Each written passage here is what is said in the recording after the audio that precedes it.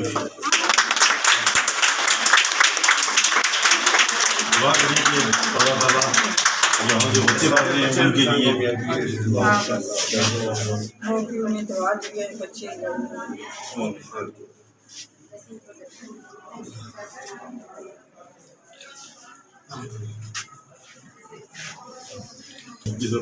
بس اللہ جی اور بس انہوں بچے ہستا رحم کرسن اللہ جی اور کامیاب کرسن اگے بھی سکول مارے بچے نے ہے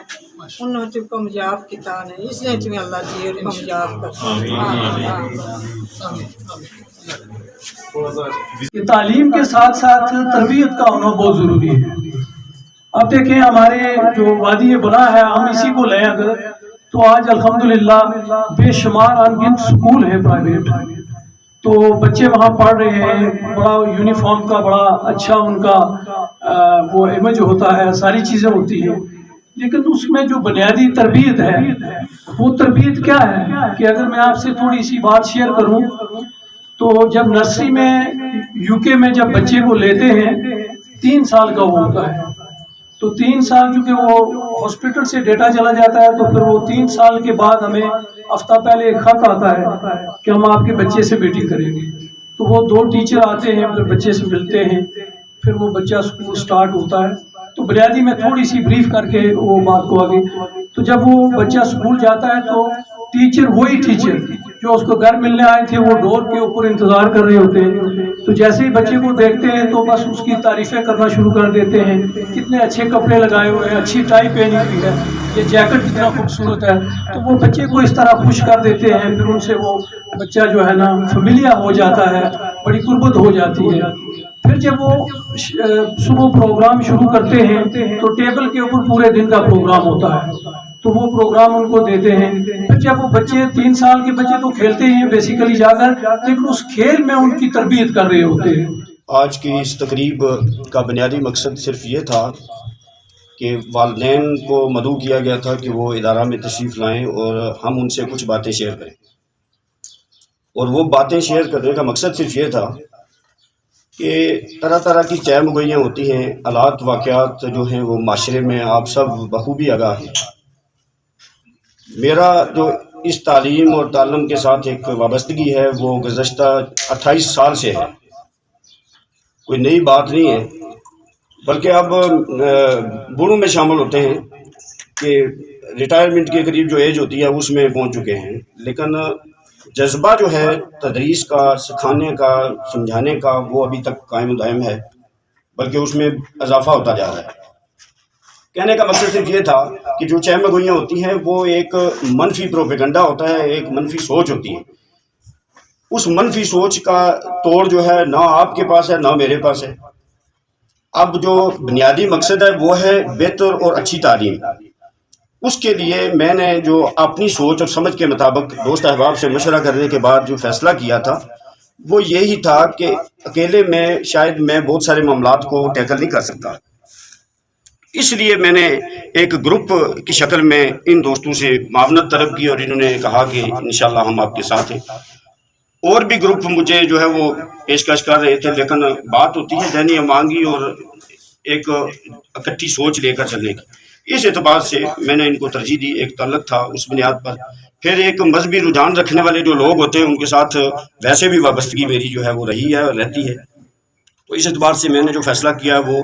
آپ لوگوں کے جو والدین ہیں، میرا پیغام جہاں تک جا رہا ہے، کچھ والدین آئے ہیں اور کچھ نہیں آ سکے. مظہر صاحب نے جس طرح بات کی کہ والدین کی اس عدم دلچسپی کی وجہ سے بچوں کی تعلیم کا جو ہے وہ دن بدن نقصان ہوتا جا رہا ہے، اور اس کے ذمہ دار بچے نہیں ہیں، وہ ہم والدین ہیں جن میں بھی شامل ہوں. میں ڈاکٹر نواز صاحب، ڈائریکٹر قاری ارکم سکول، ڈائریکٹر تدبیر گروپ آف سکول اور CEO rises foundation Azad Kashmir پونے میں اسٹیج پر دعوت دیتا ہوں وہ اپنا ویژن پیش کریں.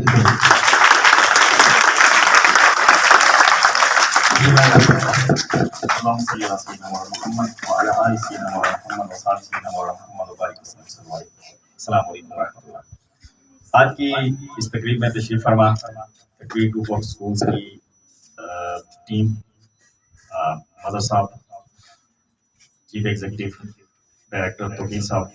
اس ادارہ کے ڈائریکٹر پروفیسر اعجاز صاحب، اور پریس کلب کے نمائندگان، عزیز طلباء و طالبات اور معزز کمیونٹی ممبران، السلام علیکم ورحمۃ اللہ۔ میں آپ سب لوگوں کا شکریہ ادا کرتا ہوں کہ آپ لوگ یہاں تشریف فرما ہیں۔ مدر صاحب نے کچھ تعارف کروا دیا اور کچھ اجاز صاحب نے گلے بھی کیے لوگوں کے نہ آنے پہ۔ تھوڑا سا میں یہ تعارف کروا کے کہ ہم نے اس سسٹم کا آغاز کیوں کیا۔ دار ارقم سے ہم نے آغاز کیا تھا ایجوکیشن فیلڈ میں آزاد کشمیر میں، اور 3 اس کے کیمپسز چڑوئی، کوٹلی، کھریٹا بنائے، لیکن وہ ہر بندے کی پہنچ میں نہیں تھا مالی طور پہ بھی، اور ان کی لمیٹیشن یہ ہے کہ تحصیل ہیڈ کوارٹر پہ ادارہ ہو۔ پھر ہم نے رائزز فاؤنڈیشن کا آغاز کیا، اور الحمدللہ آزاد کشمیر میں اس وقت رائزز فاؤنڈیشن کے زیر انتظام کو 125 کے قریب، 115 تھے پچھلے سال اور 10-15 نئے ادارے بن گئے۔ تو یہ 15,000 طلباء اور طالبات وہاں زیر تعلیم ہیں، وہ بھی ایک بڑا سیٹ اپ الحمدللہ چل رہا ہے۔ اس کے باوجود ایک گنجائش یہ موجود تھی کہ مظہر صاحب پہلے سے اس پہ ورکنگ کر رہے تھے، اجاز صاحب سے بھی ڈسکشن ہوئی، تو چونکہ یہاں اسٹیشن پہ رائزز فاؤنڈیشن کے نام سے ایک ادارہ ہمارا پہلے سے رن ہو رہا ہے، تو بہت سارے اداروں کو یہ ضرورت ہوتی ہے کہ وہ سسٹم کے تحت کام کریں۔ جیسے ہم نے ایک کہاوت سنی ہوئی ہے کہ 1-1 اور 2-11، اس سے مراد یہ ہے کہ اکیلے بندے کا ایک خاص لیول ہے اور اس کے بعد وہ اس کی کام کی وہ سپیڈ نہیں رہتی، اور جب وہ ٹیم کے طور پہ مل کے کرتے ہیں تو وہی بندہ بہت اچھا کام کرنا شروع کر دیتا ہے۔ تو اس کی ضرورت تھی، تو ہم نے یہ تیسرا سسٹم جو ہے وہ تکبیر گروپ آف سکولز کے نام سے آزاد کشمیر بھر میں اس کا آغاز کیا، اور جیسے مدر صاحب نے بتایا کھریٹا میں اس کی یہ چوتھی برانچ ہے، چوتھا کیمپس ہے۔ اس کی ضرورت اس لیے پیش آتی ہے کہ جدید دور کے تقاضوں میں اساتذہ کی تربیت اس کی بڑے پیمانے پہ ضرورت ہے۔ ہم آج تک آزادی کے 75 سال گزرنے کے بعد بھی آج تک قوم نہیں بن سکے، ابھی تک ہم انفرادی سوچوں میں۔ اس کی وجہ یہ ہے کہ ہمیں قوم بنانے کی کوشش ہی نہیں کی۔ میری اور آپ کی ایک تاریخ ہے، وہ تاریخ 1400 سال پیچھے جاتی ہے، وہ پیارے آقا علیہ الصلوۃ والسلام کے ساتھ جڑتی ہے۔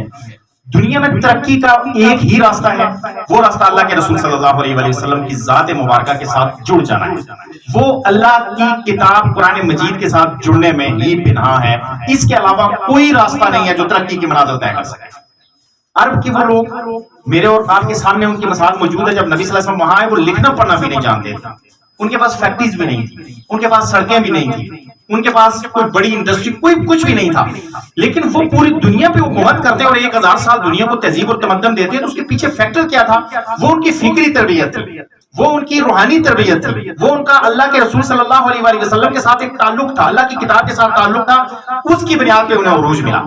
ہم اس فکر اور اس ویژن کے ساتھ آزاد کشمیر پر میں ہم نے کام کا آغاز کیا، اور الحمدللہ 4-5 سالوں میں بہت اچھا رسپانس آ رہا ہے، اور ہم اللہ کا شکر اس پہ ادا کرتے ہیں کہ جو کام ہم کر رہے ہیں یہ ہم دعویٰ کر سکتے ہیں کہ اس وقت اس پیس کے ساتھ آزاد کشمیر میں کوئی سکول سسٹم کام نہیں کر رہا۔ سکولوں کے باہر ایک بات لکھی ہوتی ہے،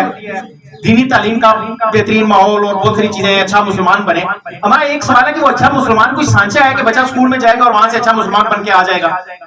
ہم اس سوال کا جواب دیتے ہیں، ہمارے پاس جواب ہے، اور وہ جواب زبانی نہیں ہے۔ ہم نے پلے گروپ کا 3 سال کا 4 سال کا بچہ جب ہمارے پاس آتا ہے تو اس وقت سے لے کے اس کا ایک تربیتی نصاب تیار کیا ہے، اس کے لرننگ آؤٹ کم ڈیسائیڈ کیے ہیں، اور وہ کالج لیول تک کلیئرلی آگے بڑھتے جاتے ہیں۔ پلے گروپ کے بچے کے اندر کون سی ویلیوز ہوں گی،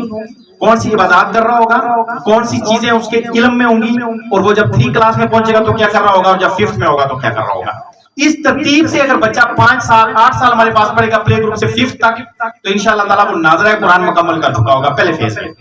اور 6 کلاس سے لے کے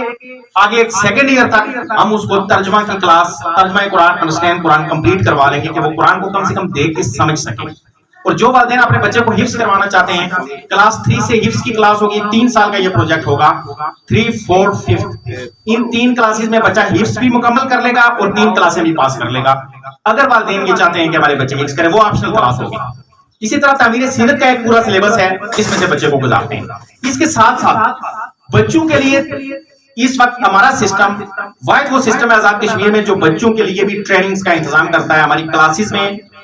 نرسری کلاس سے لے کر بچوں کے الیکشن ہوتے ہیں، ان کے اسٹوڈنٹس لیڈر منتخب ہوتے ہیں، اور پھر ان کی اسٹوڈنٹ کونسل بنتی ہے، اس کی ٹریننگ ہوتی ہے، بچوں کو اسائنمنٹس دی جاتی ہیں، ان کو کام پہ لگایا جاتا ہے تاکہ بچے کا عملی زندگی میں کوئی اچھا رول پلے کر سکیں۔